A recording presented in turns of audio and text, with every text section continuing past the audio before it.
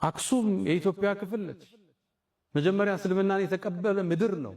ሙስሊሞች እዛው ተወልደው ቋንቋቸው እዛው እትብታቸው እዛው ተቀብረው ዛሬ ለመቀበር 30 እና 50 ኪሎ ሜትር ከከተማዋ መውጣት ይጠበቅባቸዋል። ለምን ስትላቸው አክሱም ዳግማዊ ኢየሩሳሌም ነች ይለዋል። እሺ ኢየሩሳሌም እስራኤል ውስጥ መስጂድ አለ፣ ሙስሊሞች አሉ፣ ሙስሊሞች ይከበራሉ ዋናው ቦታ ላይ። እዚህ ለምን ከለከልካቸው? ሕገ መንግስቱ የሃይማኖት ነፃነትን አውጇል። አንተ ለምን ነፈካቸው? አክሱም ውስጥ መጠጥ ቤቶች አሉ፣ ሺሻ ቤቶች አሉ፣ ይጠጣል፣ ይጨሳል።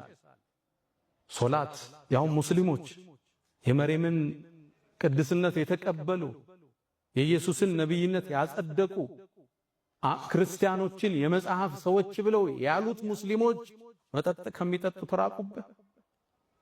ምናልባት በዚህ አጋጣሚ ክቡር ጠቅላይ ሚኒስትርን ለተናገሩት ንግግር አመሰግናለሁ።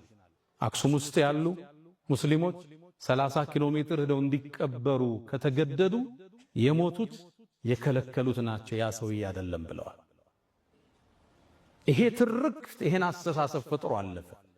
ይሄ ቅድም ያወራሁት የታሪክ አጻጻፍ ሂጃብ እህቶቻችን ለብሰው እንዳይሰግዱ ስንክሳር ሆኖ አለፈ። አሁን በየፖለቲካው ምህዳር የምታዩት ንግዱ ቦታ ላይ የምታዩት ክፍተቶች ሁሉ የዚህ አስተሳሰብ ውጤት ነው።